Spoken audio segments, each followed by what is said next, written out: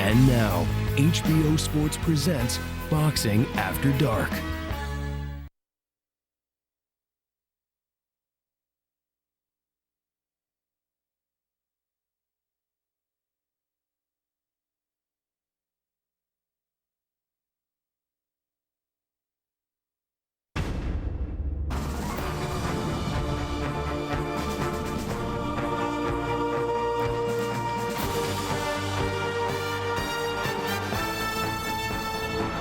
The following is a presentation of HBO Sports.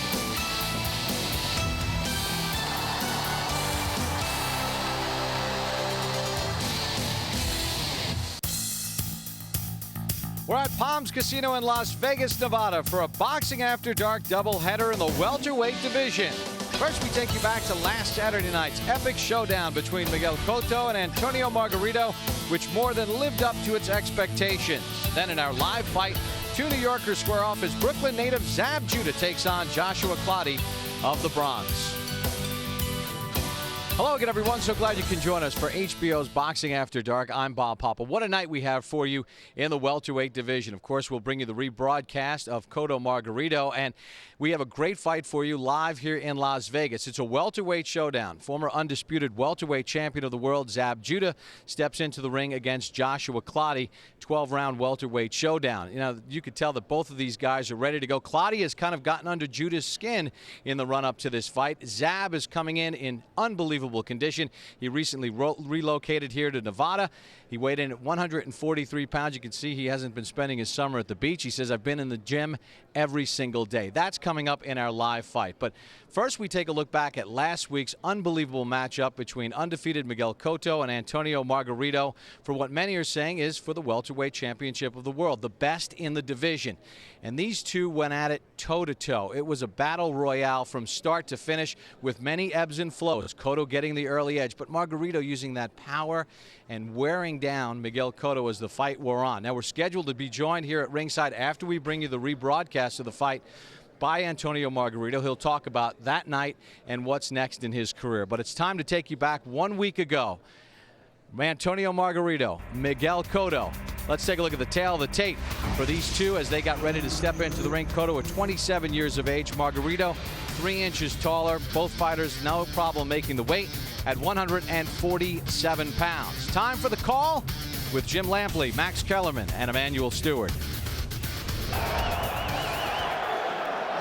Okay, Trump's okay here. Trump's okay here. Now, gentlemen, we went over the rules in the dressing room on the caution to keep the fight clean at all times, protect yourself at all times, and what I say you must obey.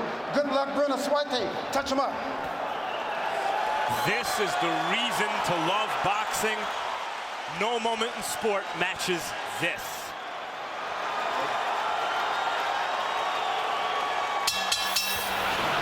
A breathtaking moment of suspense. It took a long time to clear a crowded ring. Many believe that Margarito will try to jump Cotto from the beginning and use his bigger, stronger body to put pressure on the Puerto Rican fighter. Cotto seems ready for that.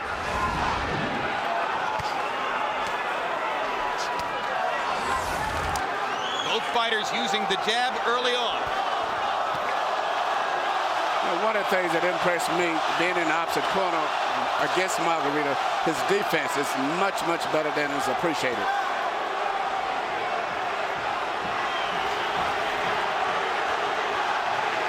Since he got his career rolling, Antonio Margarito has never lost to a shorter man. But Miguel Cotto has stared down taller opponents before. Early on, it's Cotto who's the more accurate puncher. He's landed his jab a couple of times and landed a good left hook. Now there's an uppercut from Margarito.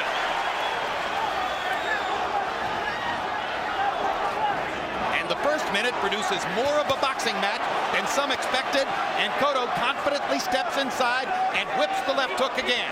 Margarito coming forward behind the jab. Margarito's giving Cotto a lot of respect in this first round. Yeah, I think he's fighting a very, very smart. I think Margarito's fighting a very good fight. He's catching punches, and his jab is being very effective, too. He's not as flashy, but his jab is still very effective. Good left hand by Cotto. Both fighters have had some offensive moments. Cotto lands the right hand and holds it up for the crowd to see. Miguel Cotto looks very sharp, very quick in the early going.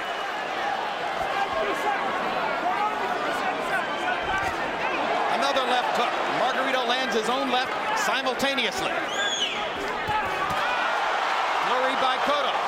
Margarito looking for opportunities, but putting space between the punches. Now the left uppercut from Margarito. And he steps in the corner and fires away. Cotto calmly fights his way out, switches southpaw. Good job slipping the right hand there. And another combination.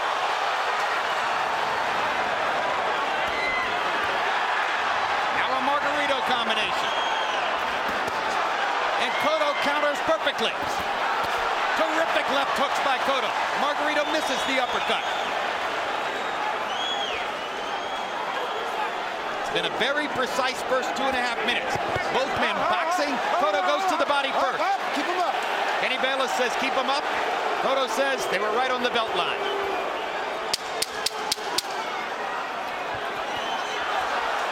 A skillful first round, but at the end of the day, it appeared Cotto has had more moments than Margarito.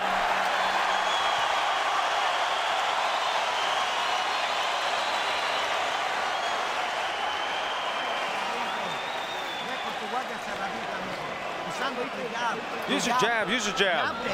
Jab, the right hand, and then the uppercut. And be careful with the counter punch. That's what he's using. He's using the counter punch, but be more intelligent. Be focused. Focused on what he's doing, because he can do the jab.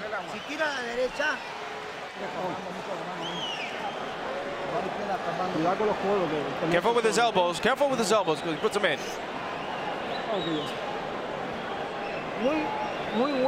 Very, very nice first round. All right, let's do the same thing. Here we see what may have been the cleanest punches of the whole round. Even though a lot of punches were thrown, the right hand and left hand right between the gloves by Cotto, I think, was the best clean punches that landed during that round. CompuBox numbers pretty one-sided. Margarito 12 out of 57. Cotto 32 out of 70. That's a stunning statistical round. That's the round I saw. I thought Cotto fairly dominated the round with his boxing skill. Well, I think that's the way that most boxing experts expected the first round to go, even the guys who picked Margarito.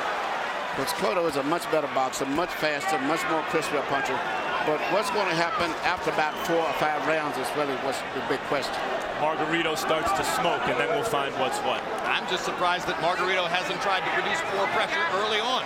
If Antonio Margarito only throws 57 punches in a round, that's a slow round for him. He's showing tremendous respect for Cotto's skill and speed.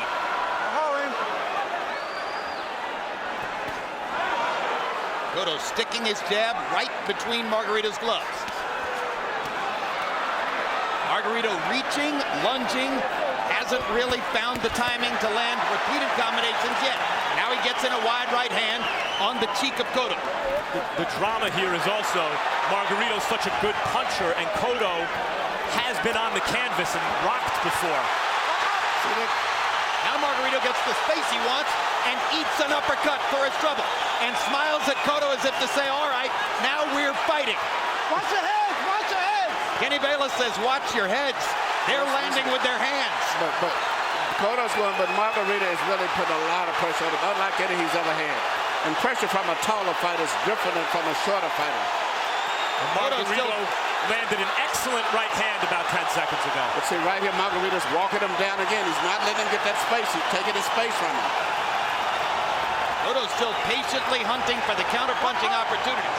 Margarito is starting to develop the volume which has typified his career. Cotto pounding him with repeated left hooks.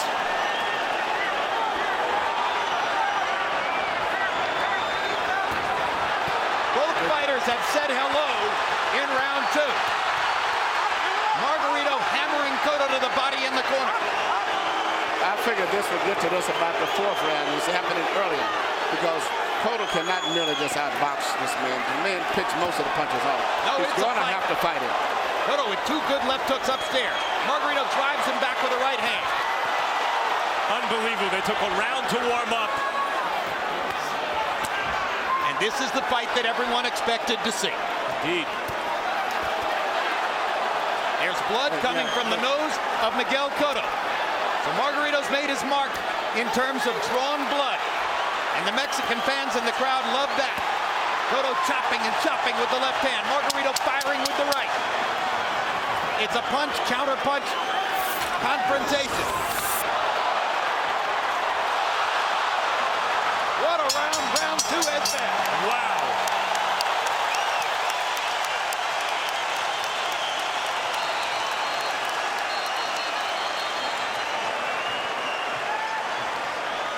Most of the crowd of 12,500 stood up to applaud that round. Okay. Espera. No, es la sangre de acá. Okay. Where's the blood from? Okay, it's okay. Not a problem. Breathe deeply. Muy bien. He's doing good. All right. Little water now. Throw it out.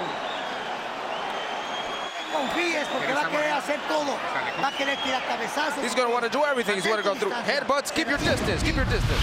Here you see Cotto landing beautiful clean shots. He's landing most of the clean, effective punches, fighting off the ropes very effectively. But how long can he keep going if Margarito takes those type punches and keep putting that pressure on him? That's the question. CompuBox numbers in round 2 were spectacular. Cotto 35 out of 80. Margarito 33 out of 96.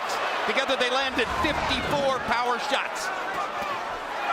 So it has suddenly become the gunfight that everyone anticipated. Now let's see if Cotto can begin to make it more of a boxing match again.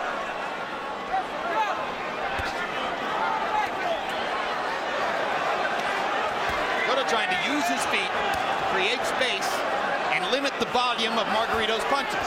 Margarito trying to crowd Cotto into the corners and against the ropes where he can fire away at will. Cotto counters off the ropes with the left hook. A pattern that begins to repeat throughout the fight. Combination punching from Cotto. And he backs away again.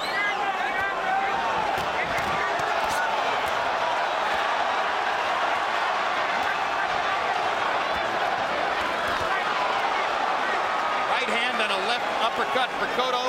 Margarito landed a right hand. Now they go back to the phone booth again. Cotto lands 2 body shots and a left hook upstairs. Margarito reaching with a left and with 2 body shots of his own. Hard right hand over the top for Margarito. Cotto with a right and a left inside. Again, they trade body shots. Cotto's was the harder blow.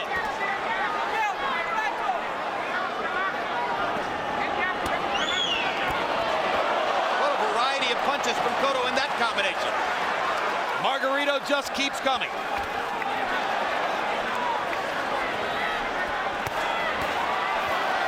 Body shot, 2 uppercuts, chopping right hand. Cotto comes back with 3 punches of his own. I think Margarito right now, his defense is doing very well. He's catching a lot of punches and steadily applying pressure while he's blocking punches. Even though I have Cotto winning, it looks pretty rough going down the stretch. Good left hand by Cotto, creates space again. We've seen fights this year like Marquez Vasquez, but it's not at this size. These are regular sized guys. You got to keep him up, okay? A warning for Margarito for a low blow. He hit Cotto right on the hip. It's just unreal for welterweights of this size to be trading these kind of shots in a sustained way like this. We promised violence. You're getting violence.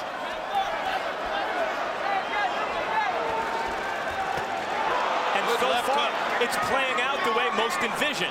Margarito chasing Cotto around the perimeter of the ring. Cotto's superior boxing ability giving him the advantage, but Margarito very live. And as the fight wears on, he gets busier and busier and increasingly dangerous. Every time Cotto plants his feet, they trade shots.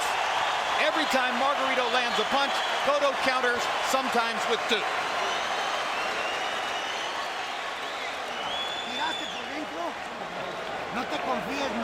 Don't be overconfident. Don't be overconfident. No time. Water on his head. Everything's okay. I'm doing good. Don't be overconfident. Okay. Okay. No. Forget the hitting. Dame un poquito la cara, un poquito de nuevo. See a little bit of the face? Okay. Okay, no tienes necesidad de quedarte. Don't worry about it. You have there's no reason to be on the inside. Put your hands on the inside and get out. This right here is consistent of the pattern of the fight. Margarito very aggressively coming in, but Cotto landing the clean precision punches and steadily moving away after that to avoid getting caught in any exchanges. Averaging jabs per round through the first 3 rounds, according to CompuBox. Cotto 9 of 26. Margarito not as accurate with his jab, only landing 3 out of 32 per round. Our first chance to check in with our unofficial scorer, Harold Letterman. How do you have it through 2? I think him 2 rounds to 1, 29-28, Miguel Cotto. Jim, I thought Miguel Cotto did a nice job in round 1. He won that. In round 2, Antonio Margarito got him up against the ropes, got real good leverage and got his shots off. But in round 3, Miguel Cotto kept moving to the left, and he was just out punching him whenever he stopped. But be as it may, I don't think Antonio Margarito is doing a great job cutting off that ring. What he's doing is he's chasing him. He ought to step to his right and whack him. Be as it may, 2-1, Miguel Cotto.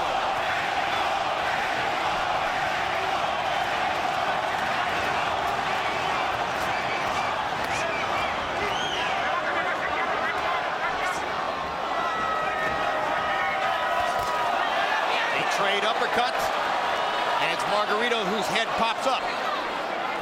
Question if the fight continues like this is, can Cotto sustain this pace? Margarito typically gets stronger as the fight wears on. Absolutely. That's my biggest concern if I was in Cotto's corner. I know I have the better fighter, but can he sustain this pace for 12 rounds? Margarito's putting a lot of pressure on him. And Margarito's defense is a lot better than the public is giving credit for. Miguel Cotto hasn't exactly faded in the late rounds in fights against guys like Judah and Mosley. I think it's fairly audacious, guys, for you to question whether Miguel Cotto can finish. But, of course, Margarito is a unique pressure fighter. He's a big man, and it's a different thing. And he throws punches from all angles. He bangs you on your shoulders, your elbows, your head. He's throwing a lot of punches from different angles. And just the psychological pressure Margarito exerts by constantly coming forward. And taking your best punch sometimes. And having such a rock-solid chin. He's shown his chin, that's for sure. Cotto has landed some solid shots like that straight right hand. Margarito is walking through Cotto's best firepower. Yes, he is. Cotto is winning the fight, but he's going to have to be prepared to go 12 rounds like this. And that's going to be very, very difficult. Well, most who favored Cotto favored him on points. And he does seem to show that he can outbox Margarito most of the way. No doubt about it. Cotto is putting on quite a display of skill. Margarito is putting on an equally impressive display of will.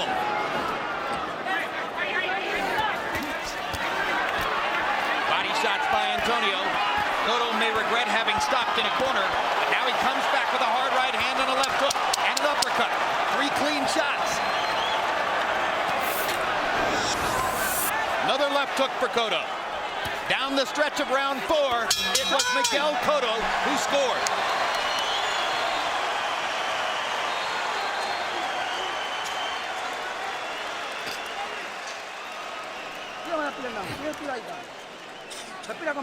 Breathe with me. Vuelve. Vamos. Good. Déjame el ojo. Let me work the eye. Vamos. Vuelve. Ese tipo está frustrado ya, Breathe again.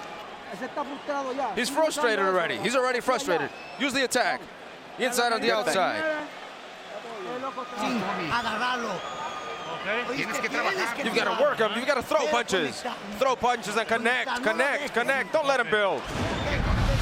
Here you see Margarito's pressures. He's throwing a lot of different punches at Cotto. And the thing about it, his punches come from different angles. He doesn't throw the same punch over and over.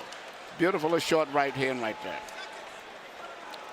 But Cotto is such a sharp, precision puncher. He comes right back and catches him at the end of the round. Beautiful short left hook. Round 5 begins. CompuBox count in round 4 had Cotto landing 23 of 67 to 15 of 86 for Margarito. A much higher percentage for Cotto, built on his 9 out of 29 jabs. Once again, Cotto starts the action in round 5. Then begins circling to his left again. He's circling away from Margarito's left hook into Margarito's right hand. As Harold Letterman pointed out, you wonder when Margarito will step over to the right and try to begin cutting off the ring. Margarito keeps leaving himself open to Miguel Cotto's left hand. A lot of Miguel Cotto's good shots have been the left hook and the jab. But dude, Cotto is really a southpaw. He's left-handed. That's why his power punches his left jab and his hook. But Margarito, who is a little bit slower, but he punches good with both hands, even though he's a little slower.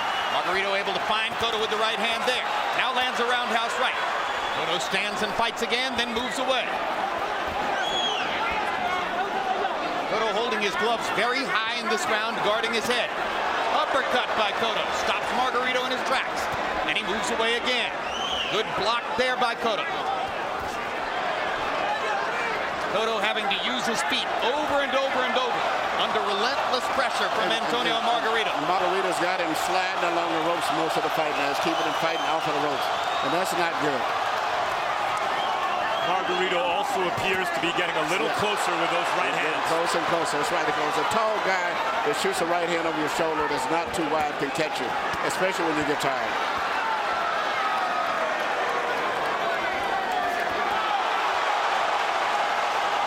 They stand still and trade. Cotto lands more punches. Oh, he's definitely. But he doesn't want to do it much. He wants to keep moving away. Body shot by Margarito. Cotto momentarily moves to his right. Steps up, fires 2 left hands, then moves away again. Cotto having to use his feet to limit the pressure over and over. Margarito dancing with it, trying to cut him off. Cotto lands a left hook and moves away again. Another straight left hand lands for Cotto. Yeah, Margarito frustrated as he looks for opportunities. Very frustrated. And Cotto realizes he's winning the fight, but he's got 6 or 7 more rounds of going at this pace. If he can do that, he can win the fight. But if he can't, he's going to have a big problem. But the cleaner punches belong to Miguel Cotto. He tends to win the flurries. And this is what makes us depend on what kind of judge you are. A lot of judges like the guy going forward. 2 hard right hands for Margarito. Cotto comes back with a left. Eats another right hand. Ducks 3 right hands in a row. If you go by clean punches, Cotto's winning almost every round.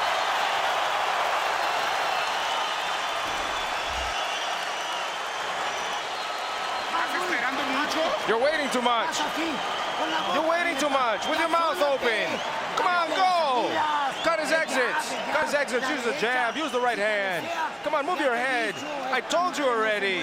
Come on, man. He's not moving on the inside. You're looking for just one punch. Don't look for just one punch. What happened? Everything's okay. Everything's okay. August 6th, it's the premiere of Hard Knocks, training camp with the Dallas Cowboys. Follow America's team for 5 weeks as the stories, dramas, and controversies of training camp play out in front of the cameras. August 26th, on the next Real Sports with Bryant Gumbel, a look at how Donald Trump is fighting opposition to his plans to build a new golf course on the pristine dunes along the Scottish coastline. Perfect. Let's go, let's go.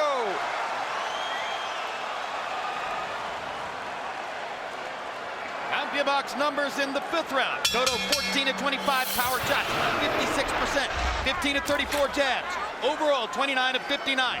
Margarito threw 105 punches, but landed only 20% of them. Cotto wins the round again on Harold Letterman's scorecard and starts to build a working margin there. We were expecting a classic, and what we have so far is a classic performance by Miguel Cotto. But the fight does give you the sense, especially when Cotto drops his hands as he did at the end of the last round to avoid punches, that it could turn on a dime with Margarito's pressure and power punching. And you heard Leon Capetillo, Margarito's trainer and father figure, asking him to speed up. Come on, get in harder and throw more shots. He only threw 105 punches in the last round. Javier Capetillo, excuse me. And here Margarito, low by Margarito, and he got away with it. But here he picks up where he left off at the end of the last round, at least throwing more punches and landing some with force, even when they don't land cleanly. And Cotto comes back with 2 solid uppercuts and backs away again. As long as Cotto can show the judges that he lands the cleaner punches, he can probably get away with being the constant retreater. If Margarito begins to land more, then the fact that he's going forward and applying all the pressure may augur in his favor. Another brilliant rally by Cotto, and he moves away. And another big uppercut. It's interesting that one guy is putting all of the pressure on, and another guy was retreating, as you say, but landing the really clean, effective punches. So this fight could be judged anyway. But anyway, I feel Cotto's definitely won almost every round virtually, but there have been very tough, competitive rounds, and the momentum seems to be moving towards Margarito, though. I showed you his skill right there, shouldering Margarito off and landing a clean right hand, picking his spot there and landing a left hook. Margarito firing, firing, firing. Not as accurate, not as sharp, but constantly keeping the pressure off. 1 minute to go in round 6. Cotto with another one of his flurries. And another uppercut. Margarito misses with the right hand as Cotto steps away. Through most of his career, Miguel Cotto has used his feet to put pressure on opposing fighters. Tonight he's trying to use his feet to keep pressure off. It's a classic reversal. And now Margarito throws all the shots as Cotto looks for space. Yeah, right away. As soon as he lands that flurry, Margarito's running him down again. And that's very discouraging to any fighter. Hard right hand by Cotto. And a good left hook.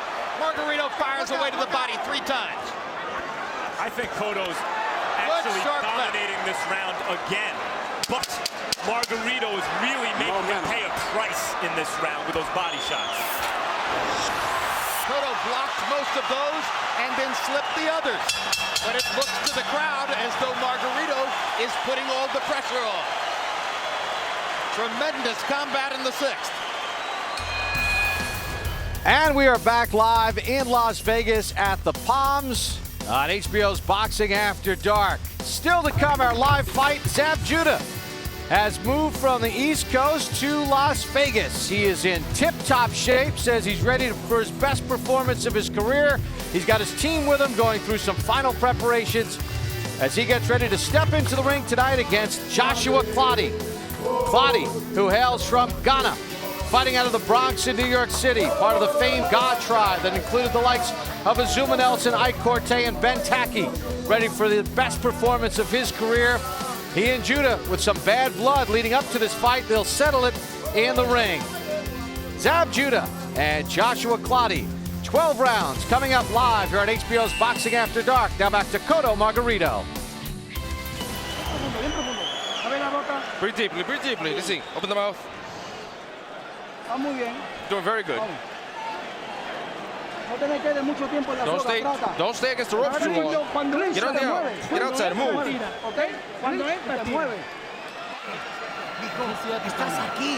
Come on, son. You're inside. Throw the hook.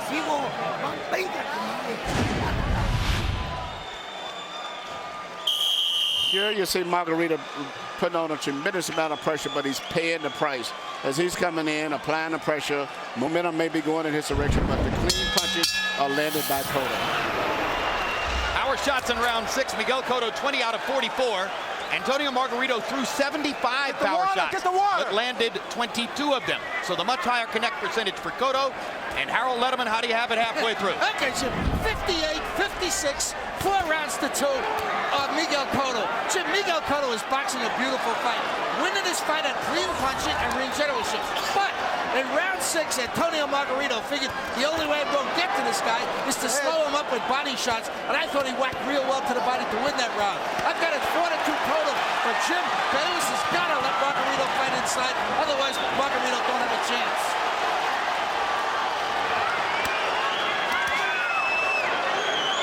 certainly Margarito, Emmanuel, as you mentioned, changed the momentum in the last round. The momentum to me is going to Margarito, even though he may be losing the fight.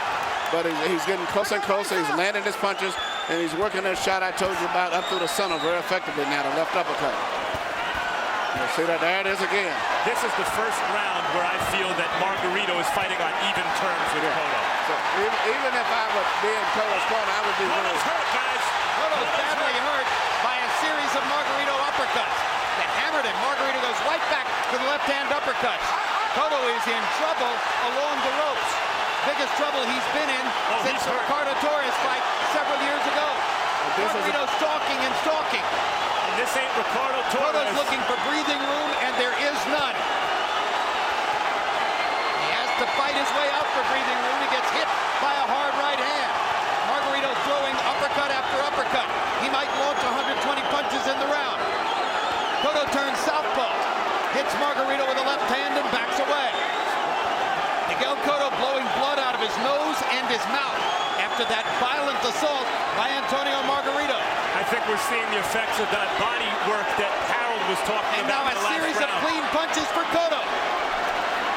And another left hook gives him breathing room to back away. Cotto blocking most of these, but under severe pressure as he does so. Switches southpaw again. Hits Margarito in the mouth with the left hand. Margarito with an unbelievable chin just keeps coming. It's that amazing Margarito beard that's putting a lot of pressure on Miguel Cotto. Miguel just can't hurt him. Jim, this is exactly the way I figured the fight was going to go. Now we have our classic. But you know, Cotto has showed his grit. Cotto has been in these situations similar to some degree, but never with a big man like this. And that's tremendous shots by Cotto.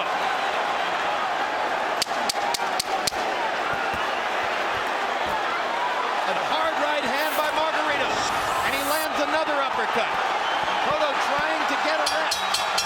What a round.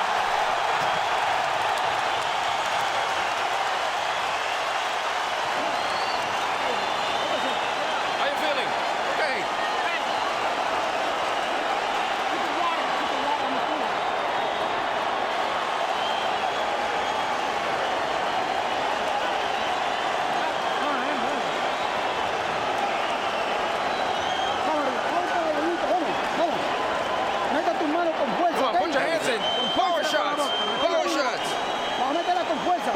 Power shots. Pop it. Get off the ropes. Get off the ropes. Here you see Margarito relying, putting on tremendous pressure, throwing so many punches, and all of them are powerful, particularly the left uppercuts, which I predicted would be his best punch in this. But right now, Cotto's having a problem because all of those, such as the short left hook, it was just a matter of so many punches coming from so many angles. Antonio Margarito has legendary stamina. He enhanced that credential in that round, throwing 130 punches, landing 48 of them, 46 of 104 power shots. Cotto landed 23 of 52, and some of them were hellacious punches, but Margarito is walking right through them. It's a lot of guys who have those big volume of punches, but usually they're guys who don't have much punching power. Margarito is one of the few guys that throws a lot of punches and has power almost in every punch. Two good jabs for Cotto. He's going to have to try to find a way to make it more of a boxing match again. Through 7 rounds, Antonio Margarito has already thrown more power punches against Miguel Cotto than any opponent had ever managed in any fight in 32 previous professional fights up to now. Well, we know Cotto has showed his grit before. That's one thing I admire. He's been a true warrior. He's been in bad shape a lot of times, and he's came back and not just survived but won fights. So you can't never count him out. But he's never been able to get a figure this big. He's facing epic pressure tonight. Antonio Margarito is bringing the frustrations and the impatience of a long career of waiting to this moment against Miguel Cotto, leaving nothing to chance. Constantly releasing his hands in bunches. You know, not only is Cotto the better boxer, I think he's the heavier puncher, but he doesn't take the shots as well as Margarito. Who does? That's a good point, man. Who does? Cotto's landing thudding blows, and Margarito is stepping right through them and dancing forward. He's moving in with his little jig. He's just as happy like he enjoys the situation. But he can't get to Cotto fast enough.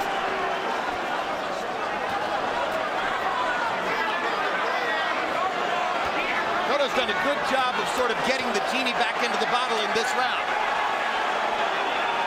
He's limiting Margarito's flow with his footwork and the southpaw stance that he turns to from time to time. Hasn't been trapped as often as he was in the last round. But it still is Margarito pressuring. Cotto lands a combination and a big uppercut and steps away. That right hand from Margarito keeps coming up just a little short, but it's getting closer and closer.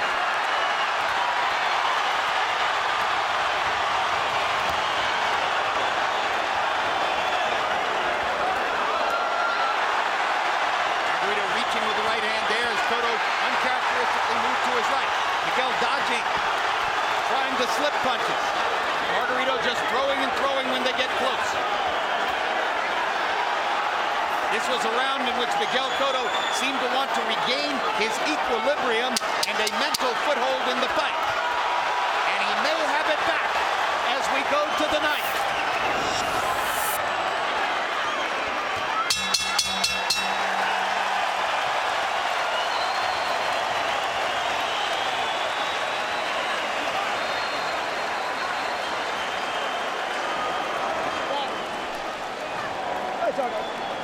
Súbeme el balde. Get the pail out.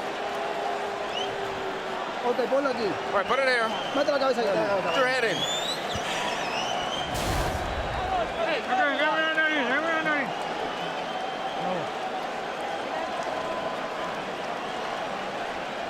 Vamos, Junito, en el medio te quiero, en el medio. Con el jab, lo junteas y cuando Just with the jab, then you hook him. He's tired. How are we going? We're going good. I think we're winning. I think we're winning, but don't be overconfident. Okay.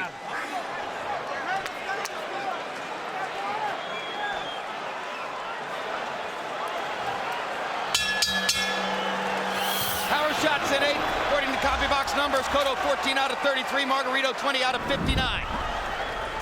You heard Javier Capetillo saying to Margarito, I think we're winning. On Harold Letterman's scorecard, the fight is now even through 8 rounds. What a drama we might be looking at in the last 4 rounds. Jim, I have Cotto up a couple points, but it seems to me that Cotto wants this fight to end. He wishes it was over already, whereas Margarito thinks the fight is just beginning. That Cotto, in a weird way, is in survival mode, wants to run out the clock. I would agree with you on that, Max. I think that I would maybe have possibly Cotto still ahead, possibly, because you all get excited about the last rounds and the most exciting. But still, Cotto had a lot of rounds in the bank. But it's the momentum of the fight and who seems to be comfortable with the situation. And even as can't Cotto run out the clock against Antonio Margarito. And even as Cotto does what he just did, which was land a series of unanswered punches, it still is he who gives you the sense that he's shaky.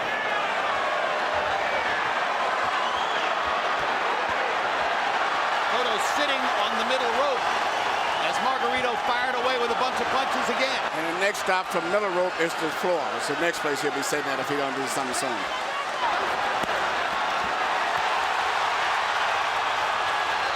The fact is, Margarito landed nothing big in the last round and hasn't landed anything big so far in this round.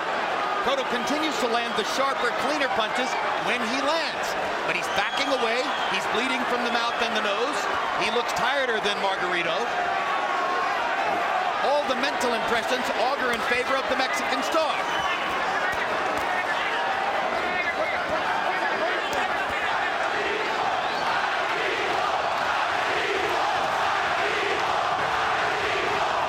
Again, Cotto switches southpaw, lands a couple shots and backs away. Still the more accurate puncher. Simply not throwing nearly as many. Margarito starts to land again. Cotto ducking and slipping and firing back. and still landing clean, crisp, heavy shots to the head with both hands. Just like that. 2 good left hooks from Cotto as Margarito continued to try to apply a welter of punches, but without big effect. Body shot landed from Margarito. His best strategy is to keep going to the body.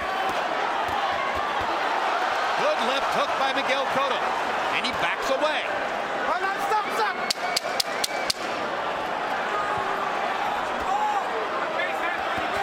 This is a hard round for judges to score. Margarito's applied all the pressure. Cotto clearly landed the more effective blows. And we are back live at the Palms in Las Vegas, getting set for our live bout this evening, a welterweight showdown, and hope you're enjoying Antonio Margarito and Miguel Cotto. Speaking of Antonio Margarito, he is here tonight with his wife, Michelle. We will talk with Antonio Margarito immediately following the Cotto Margarito rebroadcast. He wants to get a bird's eye view of 2 welterweights who could be in his future. Zab Judah, the former undisputed welterweight champion of the world, 36-5 with 25 knockouts, going through some final preparations in his locker room, 30 years of age, now living here in Las Vegas, born and raised in Brooklyn, New York City.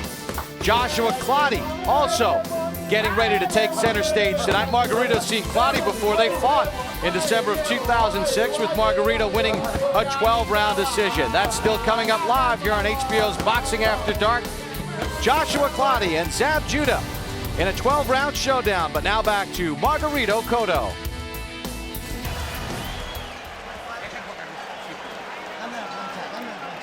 Yeah, where's the N12? Okay. Give me some water. Come on, this time your punches should be solid punches, power punches. Come on, your punches are slow. They have to be more powerful. Hold the water, I'm going to put medicine.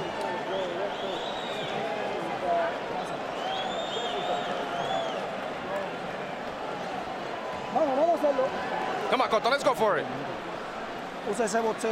Box him.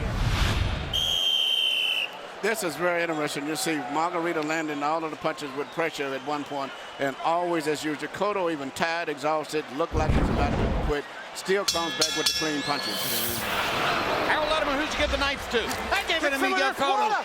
86, 85, 5 rounds to 4, Miguel Cotto. Jim, I gotta tell you, he started very, very early, Cotto. In the first 5 rounds, I thought he won 4 of them. And then, Antonio Margarito took the fight over. He tracked him down, got him up on the ropes, hammered him with that great uppercut. But all of a sudden, in the 10th round, Miguel Cotto just outpunched him. I thought there was no question that Cotto had in the 9th round, probably. I thought he had a very, very good 9th round. So I've got Miguel Cotto up 1 point, 5 rounds to 4, 86-85. We've got 3 veteran Las Vegas judges at ringside tonight with a tough job in front of them as we come down the stretch. We've got a wildly enthusiastic crowd, mostly favoring Antonio Margarito, but with a liberal distribution of Cotto fans, some of whom have made the trip from Puerto Rico and New York. We've got a great fight through 9 rounds, as everyone expected would be the case. But when you look at the fact that Cotto got about 5 rounds almost in the bank early in the fight, there has not been a knockdown still officially. This fight very close, and Cotto very well could still be ahead on points. As he is on Harold Letterman's guard, Emmanuel. Power shots in the 9th round. Cotto 21 out of 45. Margarito 25 out of 80. Cotto landing 30 total punches in the round. There's a big left-hand shot by Cotto, but he's satisfied to land the 1 punch and back away. Well, with Margarito, if you stick around to land the 2nd and 3rd, you're going to get hit in exchange. Another huge left hook by Miguel Cotto. And again, he uses his feet to move away after that. Margarito hasn't been able to land an authoritative punch for the last 2 rounds. No, the clean, head snapping, going back punches are almost always landed by Cotto. Unless you're just throwing those judges. Good right hand there by Cotto. He's doing a pretty good job of blocking and ducking and slipping too, Emmanuel. I mean, you talked about Margarito's defense early on. I've been impressed with Cotto's defense since he's been under pressure from the middle part of the fight. Yes, this is maybe one of his best defensive fights since he's fought. he get nowhere near as much as he did with Shane Mosley, but Shane had fast hands too. This is so far another round like the 9th. Margarito pressuring and pressuring, Cotto taking advantage of it to land clean shots. And unlike a lot of boxer types who control the action with their skill, it is Cotto still, to my eye, who's landing the harder shots, but it's like hitting a brick wall that continues to close in. Now Margarito with one of his patented rallies. And Cotto just backs away without trying to answer it. Margarito getting the better of him here. This goes up until this point. Cotto's hurt. I had Cotto winning this round up until this last flurry. And now Cotto ties Margarito up, acknowledging perhaps that he was hurt on that flurry, and he lands a big right hand to end the round. Tough round to score.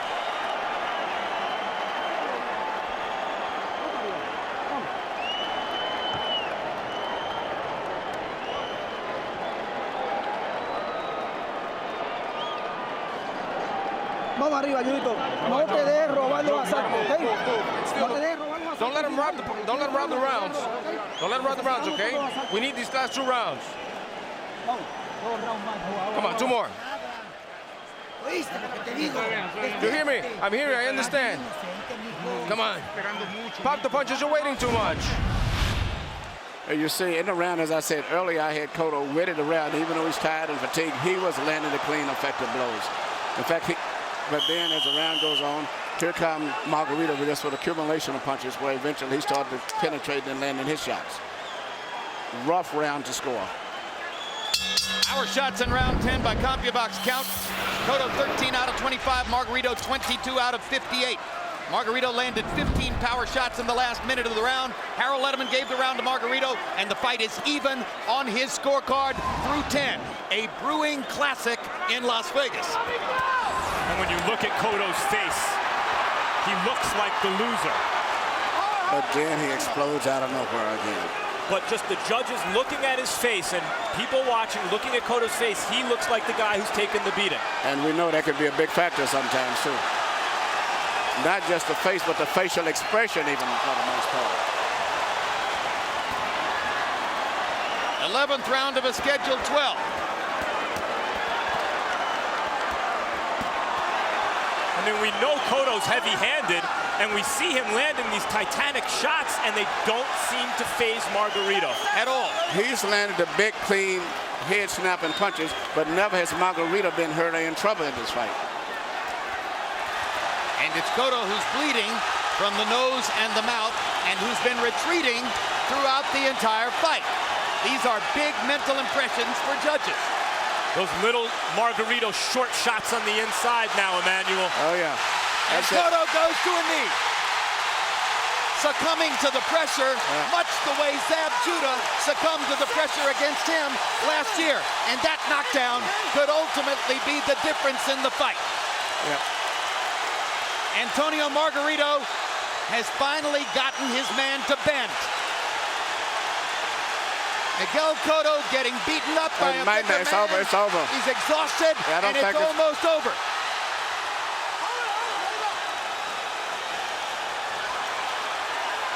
The punishment has accumulated to the point where Cotto has nothing left. There's no point in Kenny Bayless allowing this to proceed. No, it's over. It's over. And Evangelista Cotto's going to throw in the towel. And Antonio Margarito has the victory he's been waiting for all his life. That is a modern boxing classic. An epic fight with an epic conclusion. The first loss of Cotto's career. And another triumph for Mexico in the ongoing war with Puerto Rico. Jim, you said it. It went from an exhibition of skill to an exhibition of will. Just as Salvador Sanchez out-willed Wilfredo Gomez, just as Julio Cesar Chavez chopped down Edwin Rosario and Hector Camacho, so too does Antonio Margarito finally chop down Miguel Cotto. Emmanuel, let's take a look at the closing sequence, and this is just a case of Miguel Cotto succumbing to the constant pressure. 2 uppercuts.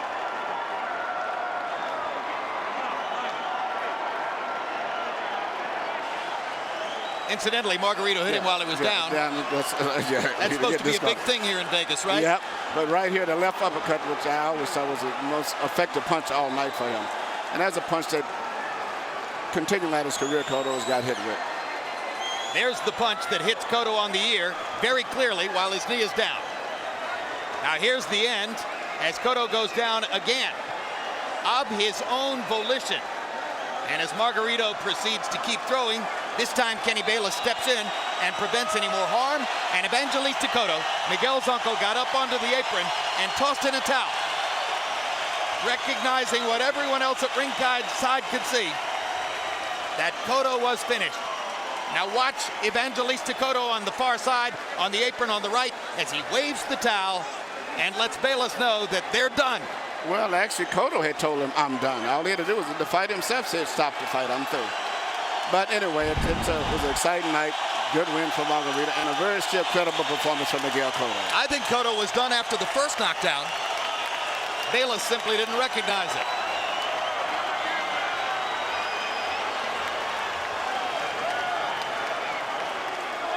And now let's go to Michael Buffer for the official particulars on this epic knockout performance by Antonio Margarito. Ladies and gentlemen, the end comes at 2 minutes, 5 seconds. Round number 11, the winner by TKO victory. Now a 3-time welterweight champion of the world, the Tijuana Tornado, Antonio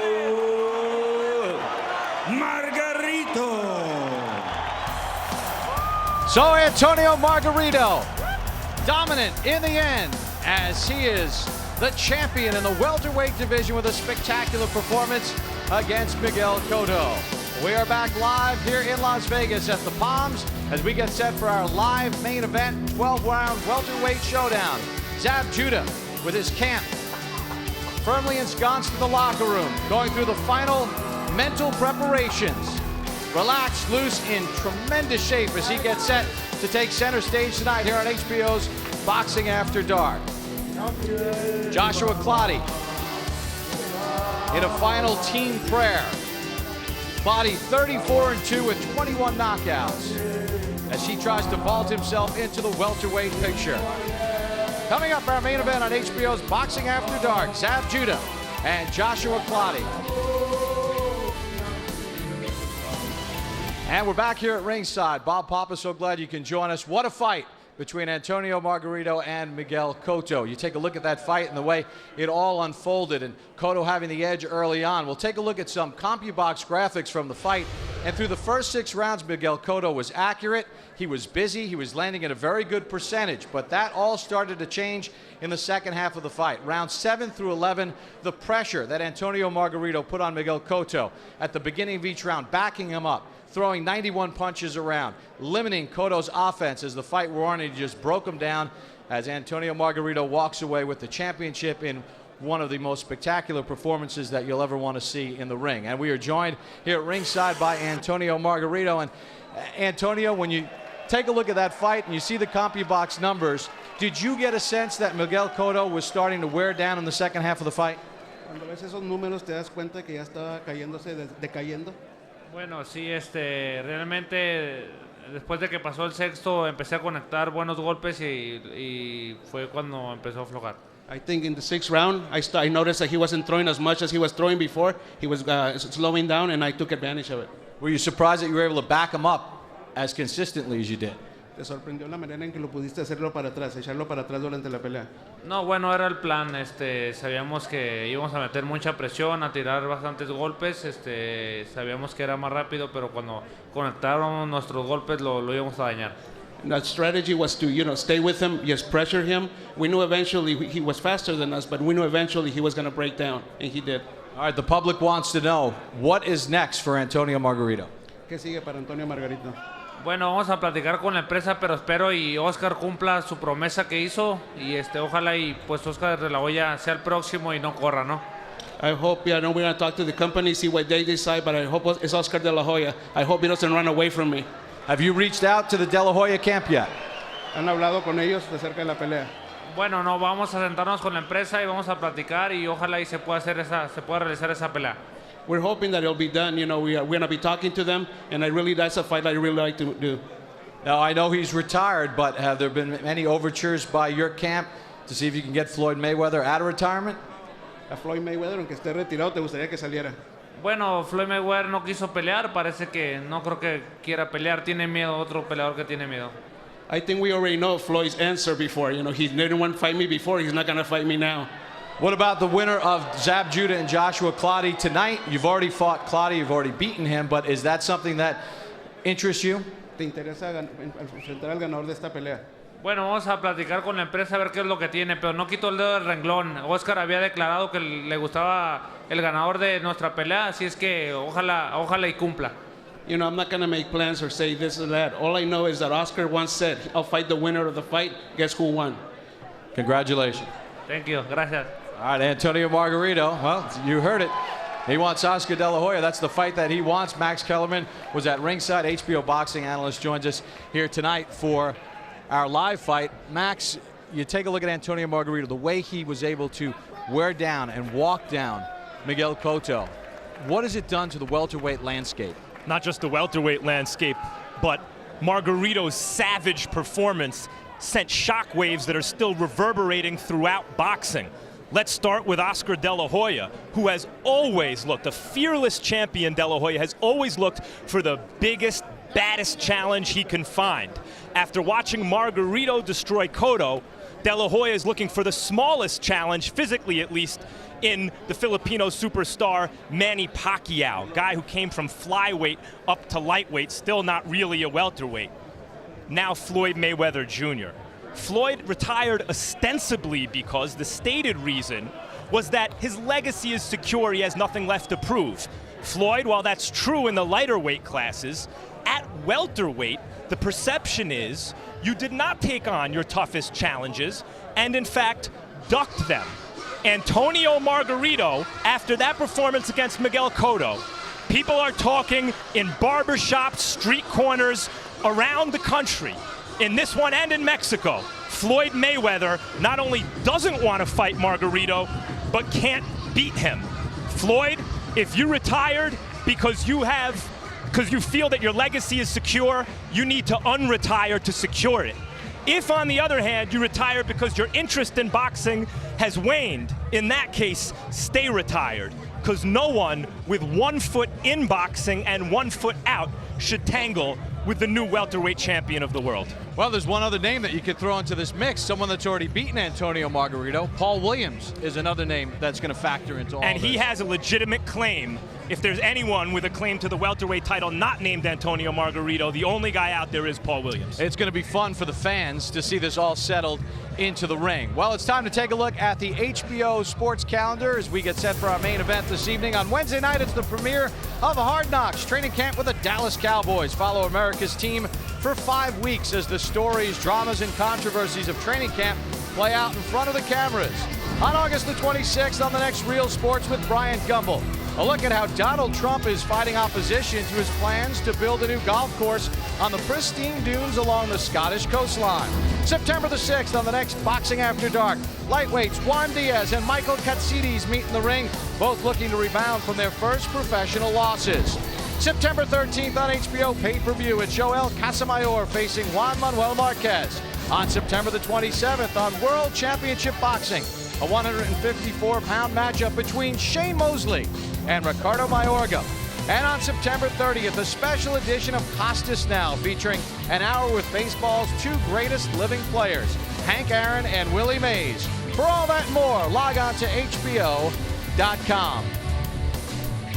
So we heard from Antonio Margarito, the welterweight champion of the world. As Max mentioned, you can make a claim for Paul Williams. Tonight, Zab Judah and Joshua Clottey are fighting in a 12-round bout for a belt. But they're just trying to earn their way into the picture, being put in the conversation where they could be listed as a possible opponent for an Antonio Margarito. Margarito is viewed as the welterweight champion of the world, and tonight 2 guys are going to try to fight their way at least into the conversation. We're joined here at ringside by former undisputed heavyweight champion of the world and HBO boxing analyst Lennox Lewis. And Lennox, when you take a look at Zab Judah, this is a guy born and raised in Brooklyn. Back in November, he moved here to Las Vegas full-time. He says he's refocused. Are you buying it? Yeah, I mean, anybody that says they're refocused and actually came to the mecca of boxing, which is here, they're really taking it serious. And this is a great place to take it serious too, because there's no nightclubs. You have to focus on boxing. And he said for anybody out there that's looking to see him get tired, he's in great shape and they're going to be waiting a long time. So he's very happy about being here. And he said what really made him stand up and notice is because his daughter came to him and said that, you know, she's going to be wanting a car soon. And he said, well, you know, she's only 16. So, you know, he really opened up and said he had to focus on his fight and make some money. Yeah, his daughter is going to turn 16. She's taking driver's ed classes. She said, I'm going to get my permit. Dad, you got to get back to work and start focusing. He's going to do that. Max Kellerman rejoins us here at ringside. Max, Joshua Clottey is someone that, you know, went 12 rounds with Antonio Margarito. He's got a very good resume, but it always seems like he's just below the surface. How does he fit into all this, and can he be a live challenge here for Zab Judah tonight? Absolutely. In fact, I think most in boxing feel that this fight will ultimately be, again, between Clottey and Judah, will ultimately be a celebration of substance, Joshua Clottey, over style, Zab Judah. Thing is, Zab Judah used to be the undisputed welterweight champion of the world. And you can't get to be that with smoke and mirrors alone. You just watched Margarito beat Cotto, Antonio Margarito become welterweight champ because he wanted it more than the other guy. Zab Judah says a loss at this point in his career would be tragic. He told us that yesterday. Who wants it more? Who in the end, Bob, really wants it more? That will decide this fight. Well, we have 12 rounds to decide it. We're getting set for the main event. Let's take a look at the tail of the tape for Zab Judah and Joshua Clottey. Both men will turn 31 in the month of October. Height negligible, reach slight advantage for Clottey. At the weigh-in, Judah 143 pounds, Clottey 147. Clottey is rehydrated, some 9 pounds. Judah has added 4 on. Now time for the rules with our unofficial ringside scorer, Harold Letterman. The Zab Judah Joshua Clottey fight is scheduled for 12 rounds using the unified rules of the Association of Boxing Commissions. There is no 3 knockdown rule. Only the referee can stop the fight. In case it is caused by an accidental headbutt, we go to the scorecards after 4 rounds have been completed, and you cannot be saved by the bell of any round, including the 12th and final round. Bob! And here comes Zab Super Judah. Max, he was supposed to fight Shane Mosley. He had to get 50 stitches in his right arm. He hasn't been in the ring since last November, but he's in great shape. He seems very relaxed, and he seems the same old confident Zab Judah. You know, Zab Judah was criticized in the past for beating the likes of Omar Weiss and Junior Witter and Mickey Ward in ways that people felt weren't as dominant as they should have been given his talent. Once upon a time, Judah would be a heavy favorite over someone like Clottey. Those days have passed, but Bob, if he looks good here tonight, if he escapes even with a win, Margarito will likely be next. Lennox, he told us he's going to go back to his Mickey Ward style. Forget about trying to knock people out. He fought Mickey Ward in 1998. Can you get seduced by the power when you start putting people to sleep? Yeah, I mean, if you go in there and you're knocking out guys in the first round, then that seems easy. You don't really have to do a lot of work. So the next fight that you go in, that's what you want to do. But a lot of guys are difficult to knock out in the first round. So that's what he had problems with, because you can't knock out everybody in the first round. You got kind of relaxed. Now he said to himself he wants to refocus and go in there and throw more combinations and start off and use his jab a lot more. So this is what we expect in this fight. A very confident Zab Judah, 30 years of age, into the ring, awaiting his opponent tonight. Joshua Clottey got under Zab Judah's skin leading up to this, making all kinds of boastful claims that he's going to handle him with ease and that he's not worried about him. Normally it's Judah that gets under the other guy's skin, but it seems to have worked in reverse, Max. The skin, I don't think here is as important as the chin. Zab has had his chin dented, and Clottey can punch. Joshua Clottey's nickname is the Heater. Since he's been in the United States, it's been morphed into the Hitter. He says he prefers the heater. Lennox, does he have enough heat to extinguish Zab Judah? Absolutely. This guy is always in great shape, and he's a really nice young man as well, and he's always going to keep the pressure. And when it comes to defense, he's got great defense as well. It's really tight. He'll rather let you throw punches, and he'll rather block him and come back. But he's definitely going to be in good shape. He's not going to tire, and he's coming to win. You guys like the hitter or the heater better? I like the heater. I like the hitter. I like the mistranslation better, I think. It's the heater because it's always getting warmer and warmer. You know, we asked him about his purse for this fight, which is sizable but not off the charts, and he said, hey, listen, until I'm a champion of the world, I don't have any right to complain. He's been saving all his money to build a house back in Ghana, and he says, my time will come. My time will come. And it may be right now. Joshua Clottey, I have considered over the last year and a half, an elite welterweight in a very, very good welterweight division. He has a chance here to cement that claim tonight. All right, we are set for our main event. Time for the formal introductions. Here's our ring announcer, Lupe Contreras. Ladies and gentlemen, from the Pearl at the Palms Resort and Casino, Las Vegas, Nevada, we welcome you to an evening of Boxing After Dark being brought to you by Bob Arum's Top Rank Incorporated, in association with La Cerveza Tecate, Tecate Cerveza with Attitude, Affliction Clothing, and HBO Sports. These bouts are being sanctioned by the Nevada State Athletic Commission. Chairman is John Bailey. Commissioners, Skip Avancino Jr., Bill Brady, TJ Day, and Pat Lundvall. Executive Director is Keith Kaiser. Keeping track of time and knockdowns, we have Steve Esposito along with Mike Lasella, and our physicians at ringside, Doctors James Game, David Watson, Al Campana, and Damon Zavala. And now, ladies and gentlemen, it is the main event of the evening. 12 rounds of boxing for the vacant IBF Welterweight Championship of the World. Supervising for the IBF, Al Lucas. The judges scoring the bout should it reach the distance. From Nevada, Dwayne Ford. From Pennsylvania, George Hill. And also out of Nevada, Glenn Trowbridge. Third man in the ring, referee Robert Bird. And now, ladies and gentlemen, introducing the fighter in the blue corner. He steps into the ring clad in burgundy trunks trimmed in black. He weighed in officially at 143 pounds. As a professional, he has compiled an impressive record consisting of 36 victories, with only 5 losses, 25 victories by way of knockout, and 2 no contests, including 4 world titles.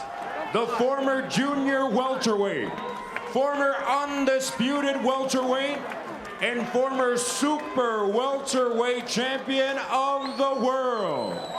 Representing Brownsville, Brooklyn, New York, Zab Super Judah.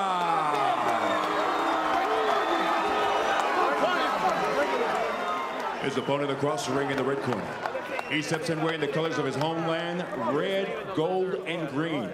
He weighed in at the welterweight limit of 147 pounds, with a professional record consisting of 34 victories, with only 2 losses, 21 of those victories coming by way of knockout, and 1 no contest. The #1 ranked welterweight contender in the world, fighting out of Accra, Ghana, Joshua Clottey.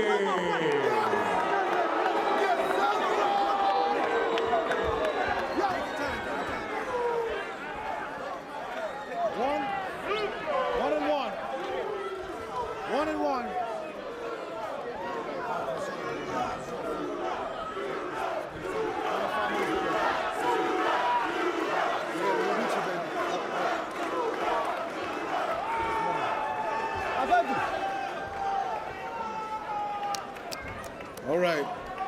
Mr. Judah, Mr. Clottey, I want to make one thing perfectly clear. This fight will be cleanly, competitively contested. Nothing else will be acceptable.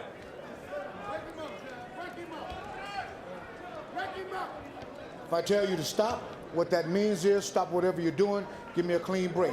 Protect yourselves at all times. Let's do it. Given Zab Judah's rules infractions of the past, the referee's instructions seem to be directed directly at him. Does Zab have the discipline to box patiently for 12 rounds? Does Clottey have the speed to catch Zab Judah?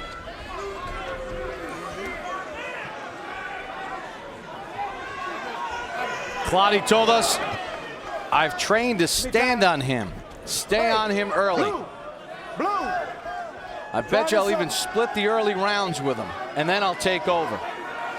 Judah weighed in at 143 pounds. He said, if this guy and his entire game plan is just waiting for me to get tired, he's in for a lot of trouble.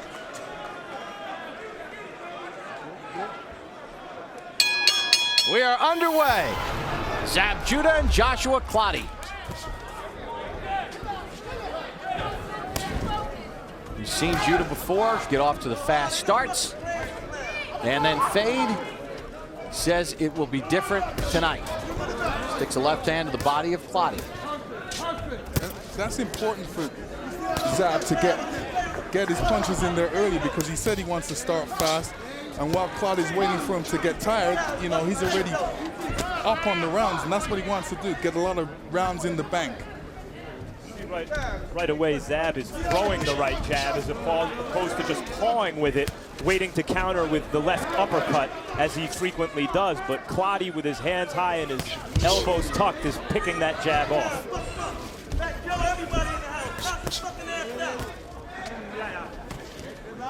Well, we heard from Judah and how much better shape he's in and more focused and more disciplined. About 10 minutes ago, I was in the hallway and I ran into Kevin Kelly, the former champ, Flushing Flash, and he said he's been sparring with Judah, and he said, Bob, I'm telling you, he really has gotten better and he's sharper. We'll find out if it plays out in the ring.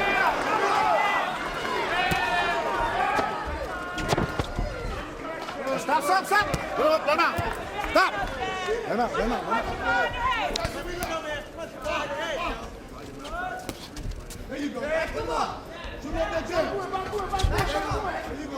Again, it's Judah trying to work the jab. According to the CompuBox numbers, he's thrown 35 jabs already here in round one. Watch your feet, guys. Watch your feet.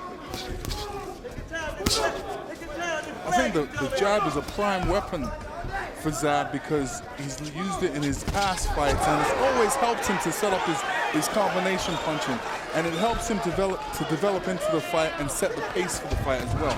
Although there we saw, I think, a dangerous signal from Zab, maybe frustrated that the jab isn't landing. He looked simply to counter with a left uppercut, catch Clottey coming in. We see Zab use that to great effect early in fights, and then if he can't take his guy out of there, kind of stops boxing. Clottey has not shown much offense here in round number one, which he did tell us. He said, you know, we'll see how it's going in round one, and then we'll make the adjustment necessary. Yeah, I never really judge a person in the first round, always after the second round, because the first round is always a warm-up, test-out round to see what the other person's doing.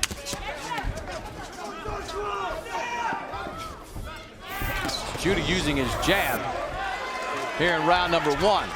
And then he ties up Clottey, who tries to bore his way in.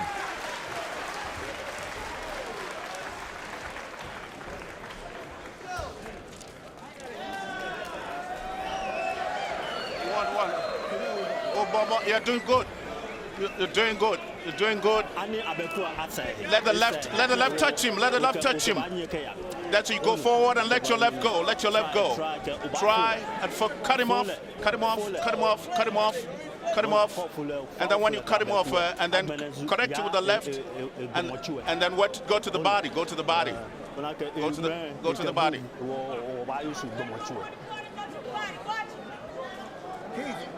got that, right?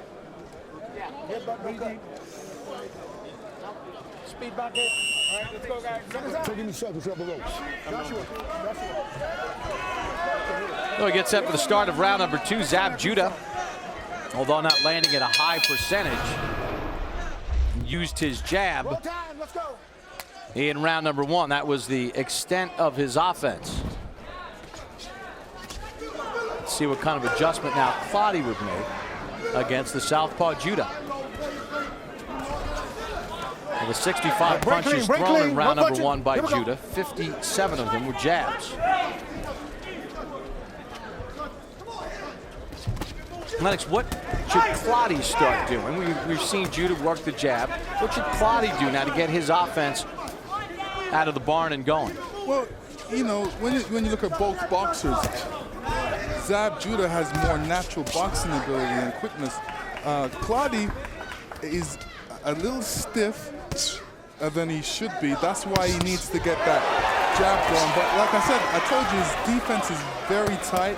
He'd rather receive a punch on his arms while he's blocking his head and come back. That's his style of boxing. Not necessarily, it's very effective for him, but you know, whether it's effective in this fight, you're gonna have to see it later on in the rounds. Yeah, during our fighter meeting, Jesse held up both of his hands. He just had his forearms there and said, right here. He's gonna hit that a lot. Digs to the body for the left hand. Does Clottey. I believe Clottey should be given even more pressure on Zab, push him right against the ropes. Let's not forget Josh Clottey is someone who was beating Antonio Margarito toe-to-toe over the first half of their fight, claimed he injured his hands over the second half, and that's what slowed him down. Nevertheless, he fought Antonio Margarito close and tough. I believe he went for a 5-mile run before that as well. Clottey's 2 losses to Margarito and to Carlos Baldemir. He was disqualified for a clash of heads in a fight that he had the lead in. See, Clottey's trying to get Zab to throw some punches and waste his energy. But while Zab's throwing the punches, he needs to block him and come back. Not enough transition between offense and defense, or defense and then offense. He's almost blocking it and then deciding, okay, now I'm going to start some offense. But he should be doing that, you know, straight away. All things considered, guys, these two are really both natural counter-punchers, and they're making a pretty decent fight so far through a round and a half, 2 rounds, considering that they both like to wait for their opponent to lead. Clottey shoots a couple of right hands. Again, Judah back with the jab, doubling and tripling up with the jab. Clottey wide with that left hook. Break clean, no punching. Step back. See, Clottey's stepping in, he's close to Judah. He should be throwing more punches. He's actually stepping and not throwing the punches. You got to keep boxing. Give me time. Wipe your nose. Let me see. You're good. You look good. Rafi on the grease on his face. Oh, you got him. Here, give me water. Yo, how you feel? Good. Listen, you got to keep boxing. He's trying to get you in little corners on the rope, and he's trying to go off. He's throwing one shot at a time. Yeah. Jab, a hook, a straight. He do this here. He leads with the right hand. So keep your hands up. You all right? What's the matter? Yeah. He know. Just jab. You got 2 in the back. Yeah. All right, just keep boxing. Don't look slow, but yo, when he come in, make him feel it. Boom, sometimes, boom. Then look, I want that left hand right there. Let your punches slide. Let it go down. Let it go down. Don't let it slide. Keep going to the body. He can't take it no more. He can't take the body shots. You're good with the body shots. Can't take that. So the corner of Joshua Clottey saying, work that body. Work that body. Let's see if he can work that body. Zab Judah has used his jab. He threw 57 jabs in round 1, 51 jabs in round number 2. Sticks a right hand and then moves away, does Judah. Clottey blocking most of that. And they get tangled up.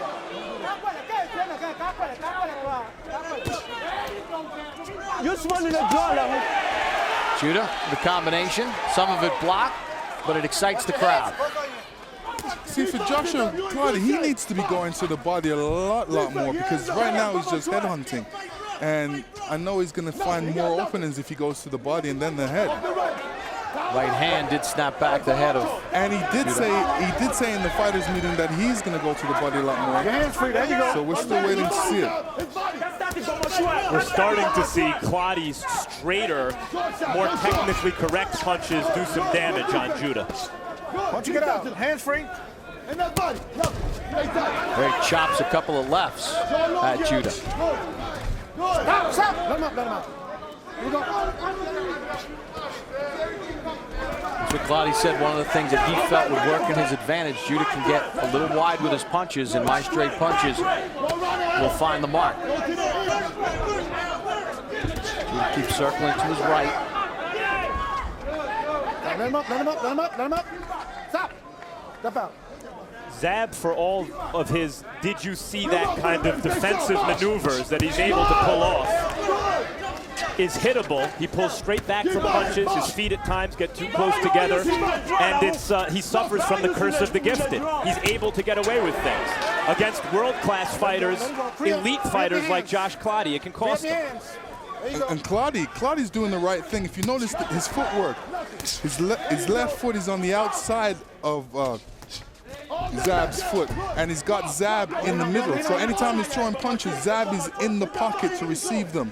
When Zab really needs to put that right foot on the outside of Joshua Clottey's feet and stay away from him. He'll get away from his punches a lot quicker. Nice defensive move there by Judah to get off the ropes before Clottey could provide an assault. That's what I mean, Bob. He makes that nice kind of eye-catching move. Meanwhile, Clottey is landing that straight right hand against the southpaw Judah in a textbook way, and Judah's face is starting to show some of the results.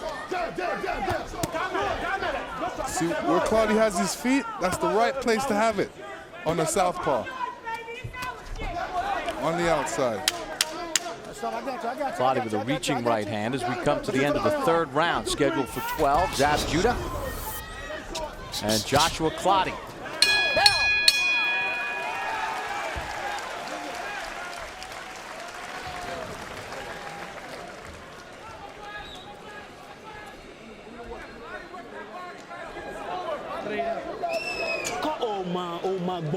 When you go to the body, bring it up, and also use the right. Go through, punch through with the right hand, go through with the right hand. The right hand, go to the body, and then use the right hand right through. Let the right hand come up. Let it come up. All right. Thought it would come behind the head. The ear, hit the ear. Then go, clear behind the head. Here you go, all right? Feint, go around the ear. Come up the knees. Roll. Hey, you can stay with him. He wants to block over there. Yeah, he want to block. He want to counterpunch. That's what he do. Come on. Don't give it to him. When you get in the ropes, shoot. Get out. Second out, mouthpiece. You're in good shape. Keep up. Second out, mouthpiece. Zab Judah and Joshua Clottey getting ready to embark upon round number 4. Judah has used his jab so far in the fight effectively. Let's get Harold Letterman's scorecard. Okay, Bob, I got it 2 rounds to 1. 29-28, Zab Judah. Bob, I got to tell you something. To me, Joshua Clottey's fighting like a guy that's in a major fight and doesn't want to fight. I mean, for 2 rounds, he did nothing but stand there and look at the guy. In the third round, he landed some nice right hands. I thought he may have eked out Zab in the third round, but Zab's doing all the fighting in this fight. Clottey's doing this, just what you see. I mean, this is a major fight, guys. Come to fight. 2-1, Judah. Good right hook to the body, then Clottey followed back up with a right hand of his own. You know, something about what Harold just said, Clottey is a natural counterpuncher and has always looked better when a fighter comes to him.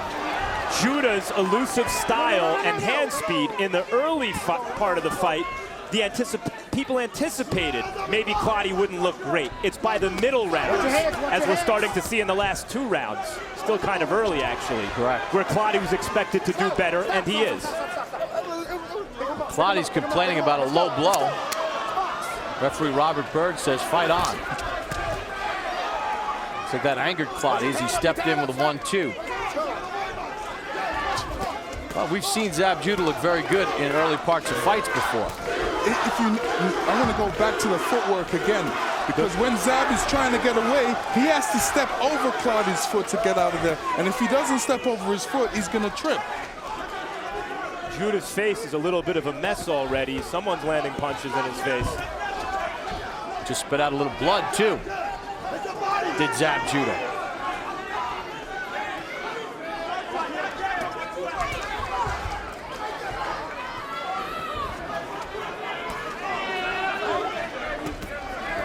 Nice combination by Cotto. Judah ducks away from danger. We also do see a little bit of a different Zab Judah here in the sense that in the past when he's been hit like this, he stops fighting. Here, he's fighting hard. But he's in this round, he has taken some good right hands. There's an uppercut from Cotto, just short with the right. Tries a right cross that Judah turned away from. And you see blood coming from the nose of Judah.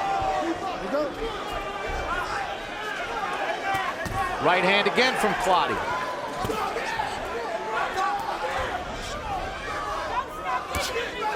See Zab still staking out the center of the ring, still throwing punches with mustard on them.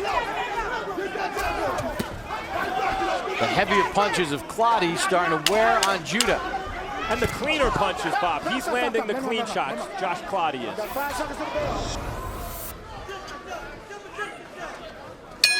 End of round number 4 in this 12-round welterweight showdown. Earlier tonight, we got to look at lightweight prospect Anthony Peterson out of Washington, D.C. He's 23 years of age, 27-0 with 19 knockouts coming into the action tonight, taking on veteran Javier Jauregui of Guadalajara, Mexico. 53 wins, although the prime of Jauregui's career came at a much lighter weight. He was campaigning at lightweight. Peterson, with good footwork throughout the course of the fight, won a unanimous decision against Javier Jauregui to pick up his 28th career win against no defeats.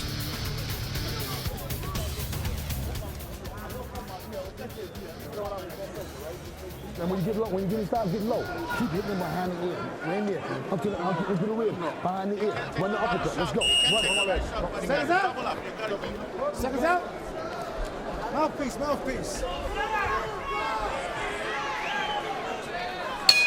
Round 5, guys. Round 5. Round number 5 underway. Joshua Clottey's heavier punches exacting a toll on Zab Judah over the last round and a half.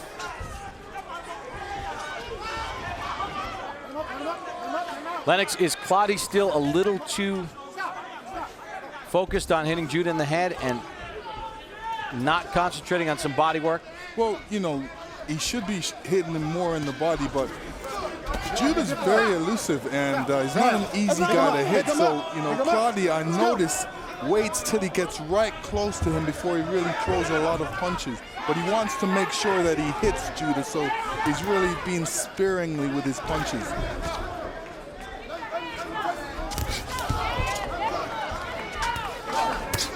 Clottey does a nice move where he comes out with a quick right hand and try and catches Zab by surprise, and it's worked a couple times.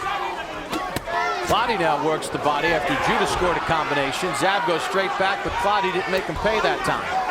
What we're seeing here is a superior boxer, Josh Clottey, beating up a superior athlete in Zab Judah. Zab is trying to do all the right things.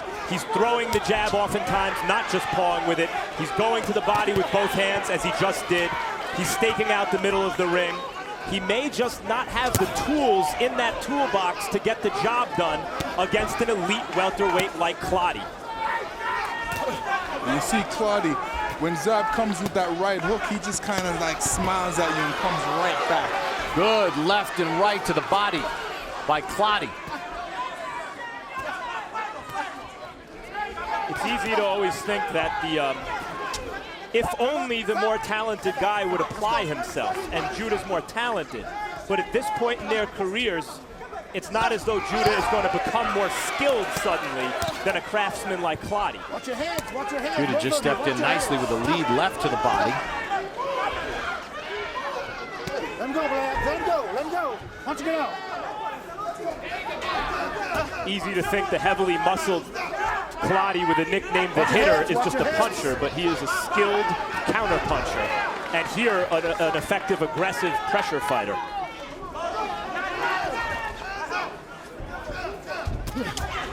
Then he reaches with that right hand. And you know, he does it at a perfect time. He does it when Zab kind of sits back and puts down his hand a bit, and then Cotty comes with that overhand right. It says on the back of Clottey's trunks, hitter. He said because of the accent, people have mistaken heater for hitter, but he's started to turn up the heat and he's starting to hit. Zab digs with a combination to punctuate the end of round number 5. Clottey waves him off.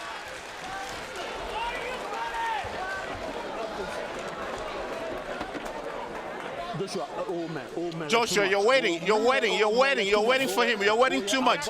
You have the advantage. You have the advantage. Go to the body. You're going to the body. Go to the body. He can take the body shots. You're going here and left. Get him in the head and the body. The head goes, the body goes. The head goes, the body goes. But you're waiting too much. You're making too much. You're waiting. Keep your punches up. He's like that, Zab. Right? He's leaping. He's coming in. He's leaping with that right hand. That's all he got. Right hand or hook. Exactly like you're doing. Give me the time. Making him good, right? Yeah. Exactly. Speed killer. Okay. No. Speed. You just speed and box that sharp. Don't stand there, bang. Round 6. Round 6. We're halfway. Round number 6 underway for Joshua Clottey and Zab Judah. Welterweights. 12 rounds to decide it. Bob Papa, Lennox Lewis, Max Kellerman, ringside here at the Palms in Las Vegas. Started the evening off with the rebroadcast of Cotto Margarito. Antonio Margarito here watching this fight. See what Zab is doing there. This is great. Turning, throw a combination, again, get out of the way. Always keeping moving. You know, this is the first time in the 6th round I've seen Zab hold, so he's getting a little weary in there. But he's been throwing a lot of punches as well. He's in against a strong man, Joshua Clottey. Always in your face. He's coming at you, and he's got a great defense. Most of the time when Zab throws a punch and he's hitting Joshua's hands, you know, he's got to find that open spot and try and hit it. You free up your hands, guys. Judah doubles up that right hand. Fires a left. Here's some of the defense of Clottey. This is as good as Zab Judah can fight, and he's fighting really well right now. And it just has the feeling of Margarito and Cotto last week, where the more talented, more elusive athlete is being broken down by the tougher. Judah a little low with that punch. And Clottey's going to get time to regroup.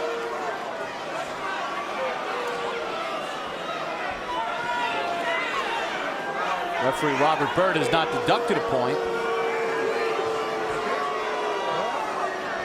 And Clottey showing his true temperament, does not milk it. He says, I'm fine now, let's go. Well, Max, you were ringside last week. We saw that even when Cotto was winning a round, he was getting broken down. It reminded me of Meldrick Taylor, Julio Cesar Chavez, the first fight back in 1990. And Cotto's face resembled Judah's around the same point of the fight.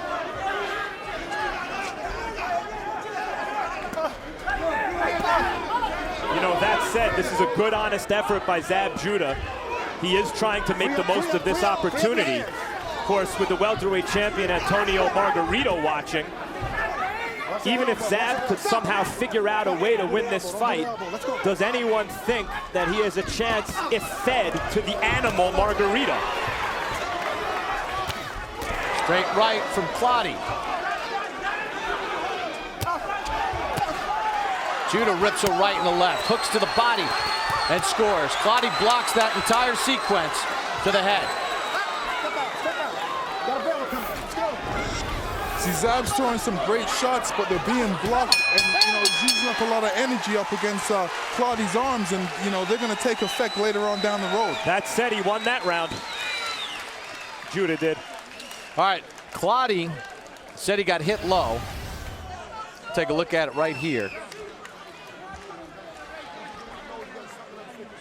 It was under the belt line. It was on the hip. But it looked like it was under the belt line.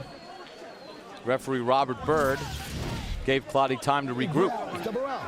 Listen, you're getting hit with lead right here because you're pulling straight back. You know what I mean? Hit him out. Don't put. When you get through, drop. Stay low. When he come in, meet him, drop. Just stay low. Circles. All day. That's all you got to do. Come on with that jab. Start with the jab, and finish with it. Feel good, Zab. Feel good. Box. Yeah, you're playing the wedding game. You got to let your hand go left and right. You got to double up. You're playing the wedding game. You got to be serious. It looks like you're playing game.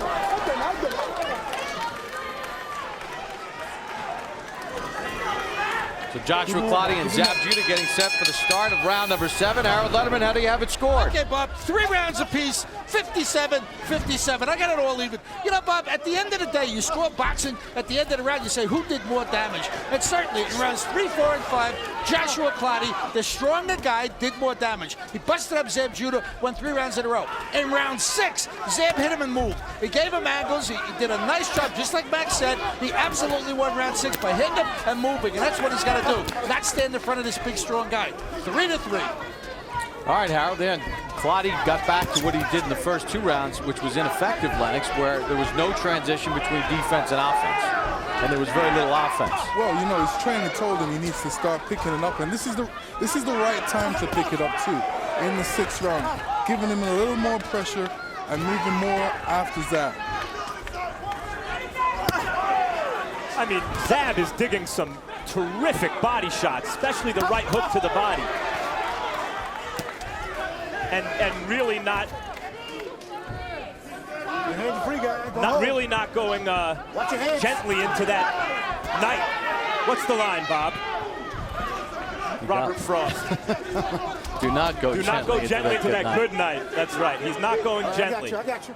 And in fact, over the last round and a half, it doesn't seem like he's going at all, and that's to Zab's credit. Reminds me of a comment you made in the rebroadcast that you made live last week, in the sense that Cotto was hitting Margarito with the cleaner shots, but Margarito was taking them better than Cotto was taking Margarito's shots. That does seem to be the difference here.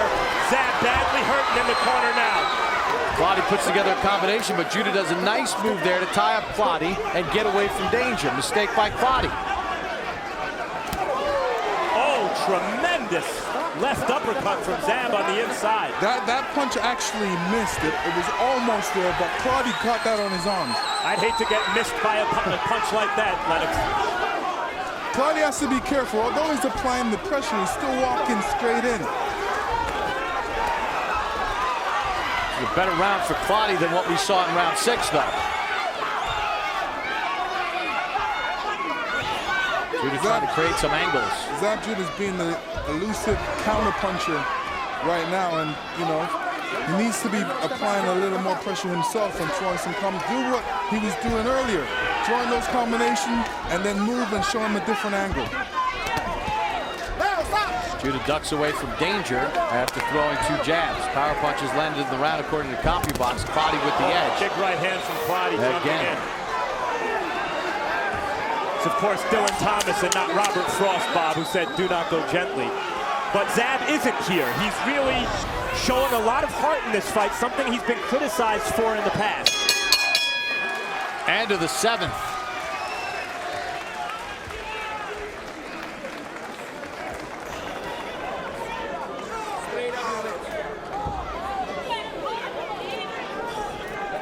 Come on.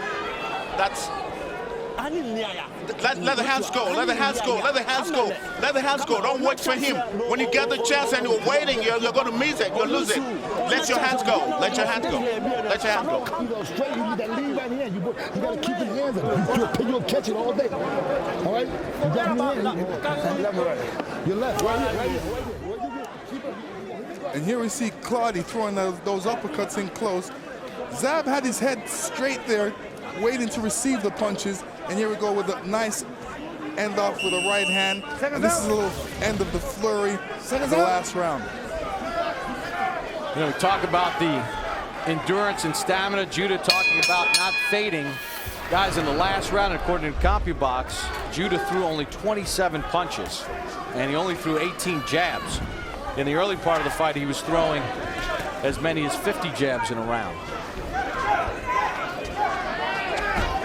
Left hand from Cotto to start the round. Tries to measure Judah with a right.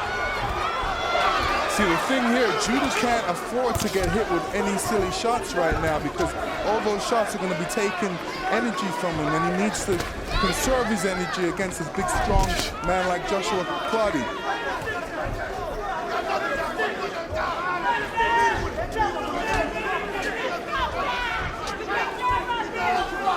See if that conditioning, that newfound focus pays dividends for Judah. Punch output in the last round had quite a drop-off for Judah. See, this is what Judah should be doing. Drawing that jab, staying out of range, giving him different angles, moving, and not getting hit. In a way, guys, this is Judah's most impressive performance. He's in against a determined, aggressive, strong, top-notch welterweight. And he's not fighting just to show you, look, I'm tough, I'm still fighting. He is trying to win this fight, Zab Judah. Free up, there you go. Does he have enough in the tank for 12 rounds? Speaking of Robert Frost, he has miles to go before he sleeps, Zab Judah. There's a long way to go still. Judah just missed a counter left hand after Clottey tried to shoot a right. Left hand caught the chin of Judah. Then he spins out of danger.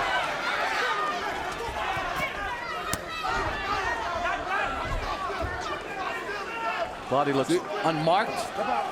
See, undeterred. Zab's punch count has really gone down low. He needs to get his hands moving again. He's allowing Clottey to impose his will on him. Free up your hands. And the blood from the nose of Judah. When a man's bleeding and also moving around, it makes it very difficult to breathe in there. So he may be having a breathing problem right now. That's why you see Zab's mouth is open a little bit, which is dangerous as well because you don't want to get caught on the chin while your mouth is open. Zab is still trying to box in circles and turn Clottey. He's working both hands to the body. He's trying to set punches up off his right jab. Judah with a combination, digs to the body of Clottey. Uppercut was blocked, left hand gets blocked. The crowd loves it, a lot of it blocked. But is he stealing the round?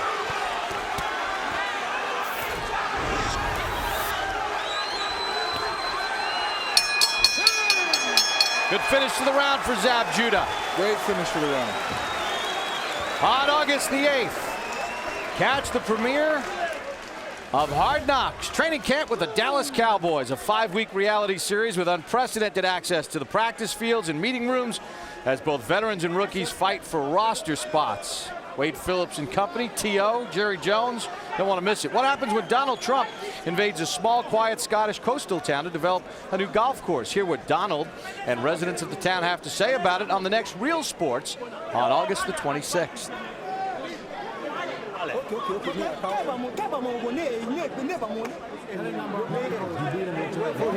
Don't worry about it. You got about 9 minutes. Just keep boxing. Box. Joshua, you're delaying, and by delaying, you're giving him the strength. You're giving him the power to the back. You're delaying, Joshua. Round number 9 in the scheduled 12-rounder. Neither man has been down. Judah had early control using the jab and movement. Clottey started walking him down. Very impressed with Zab so far. It's just the kind of fight that you'd expect Zab to have the fight beaten out of him in. He's not only fighting and going into the teeth of the storm, but he's maintained his game plan. He's still trying to implement his game plan that he and his camp feel will be a winner. Turning Clottey, boxing in tight circles as best he can.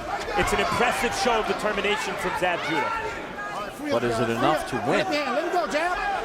You know, also, he's showing his experience as well, especially in that last round because, you know, he wanted to win it, and he did. It came in like he almost stole it. I still gave it to Clottey. I was with Harold on that one. Now it looks like a cut along the right eye of Judah. There's more blood.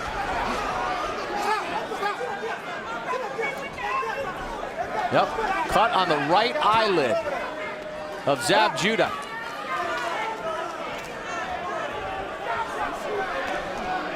And it's being ruled a clash of heads. Robert Byrd said an accidental clash of heads.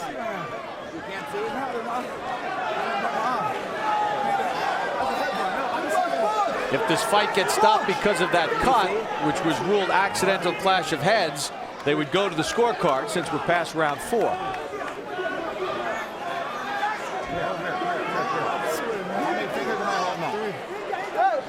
I don't know.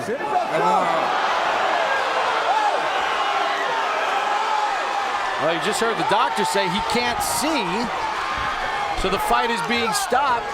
Accidental clash of heads.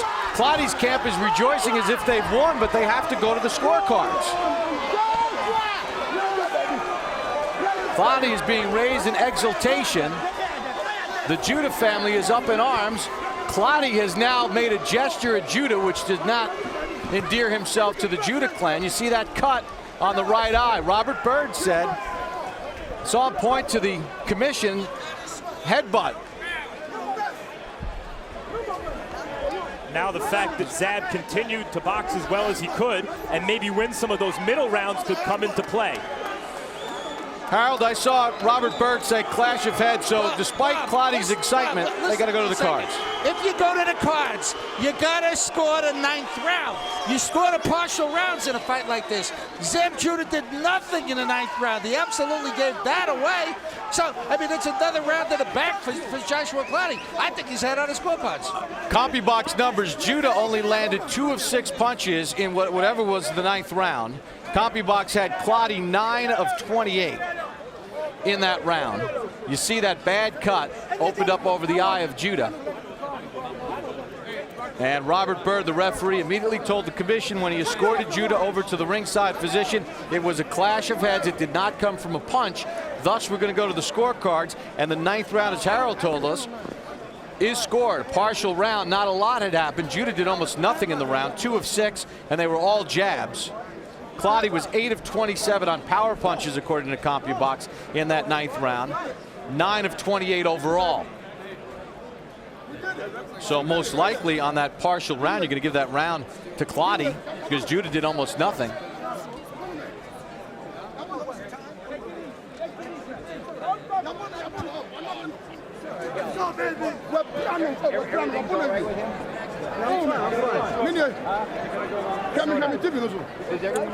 We're going to take a look at some replays here. It looks like a headbutt or a clash of heads. It's ruled an accidental clash of heads. Opened up the cut or started the cut originally. The cut is over the right eye of Judah.